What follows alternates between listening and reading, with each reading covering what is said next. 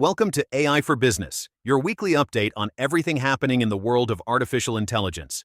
Today, we have an episode filled with some of the most notable AI news and AI tools from around the globe. We'll be diving into several big stories, including a bold new startup that aims to automate your entire workforce, a cautionary tale where an AI support agent created a policy out of thin air, Google DeepMind's shift to a new learning approach, and the surprising details of China's first robot half marathon. Then, we'll wrap up with an AI tool to help you start and manage a podcast, and share a prompt tip to help your AI think like an algorithm. Let's start with a story that's making waves.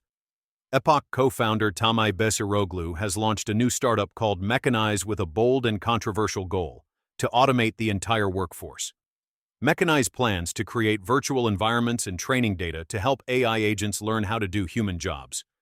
They're building simulations of workplace scenarios to train these AI agents in handling complex, long-term tasks that are currently performed by humans. Initially, they're focusing on white-collar jobs, developing AI that can manage computer work, deal with interruptions, and work with others. Many believe this kind of work could be easier for AI to take over compared to physical labor. The startup is backed by big names in tech, including Google's Jeff Dean and former GitHub CEO Nat Friedman. They estimate their potential market at around $60 trillion, which is the total amount paid to workers around the world each year. But the announcement has sparked criticism. Some worry about the economic impact of replacing so many human jobs. Others raise concerns about Besiroglu's dual role at Mechanize and AI research firm Epoch. The founders argue that full automation could lead to major economic growth, better living standards, and new products and services we can't even imagine yet. Still, it brings up serious questions about the future of jobs and income if AI ends up doing most of the work. A recent case of AI hallucination caused major trouble for coding platform Cursor. The company faced backlash after its AI support agent made up a fake policy, leading to angry users and subscription cancellations. The incident started when a developer using Cursor noticed that switching between devices would instantly log them out. Frustrated by this disruption to their workflow, they contacted customer support for an explanation. That's where things went wrong. A support agent named Sam responded that this was intentional, claiming Cursor is designed to work with one device per subscription as a core security feature. The response sounded official and definitive. The problem? There was no such policy.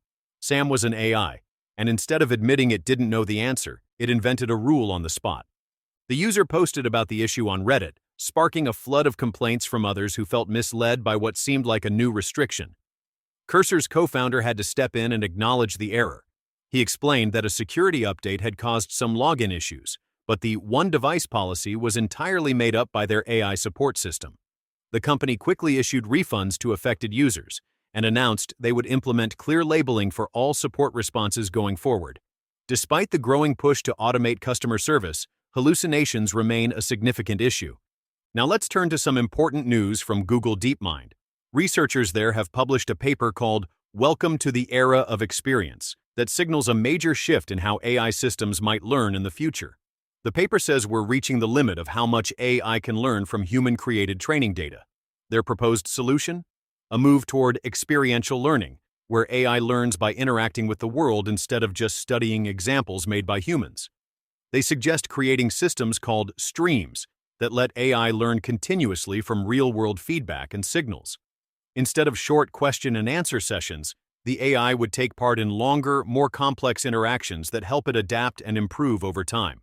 Rather than human ratings or labels, it would learn from real-world outcomes like test scores, medical results, or environmental data. This is similar to how AlphaZero learned to master chess by playing games against itself. In Beijing this past weekend, something unusual happened during a half marathon. 21 humanoid robots joined thousands of human runners in what is being called the world's first robot half marathon.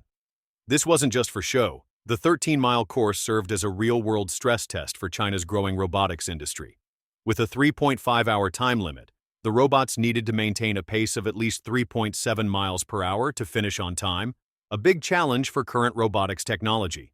The results were mixed. Only 2 robots completed the course within the time limit. Many robots faced technical difficulties. One named Juan wobbled before giving up. Another crashed into a fence right after the start and broke into pieces. And even the winning robot had issues, face planting once after a battery failure and requiring 3 battery changes during the race. While the race showed significant progress in robotics, it also highlighted how much development is needed before these machines can reliably work in factory and industrial settings. Today's AI tool to try is Podbean, a podcast hosting platform with built-in AI tools that simplify the production process. It automatically reduces background noise, removes filler words and silences, and levels sound for a more professional finish. It also generates titles, show notes, transcripts, and chapter markers, saving time on post-production.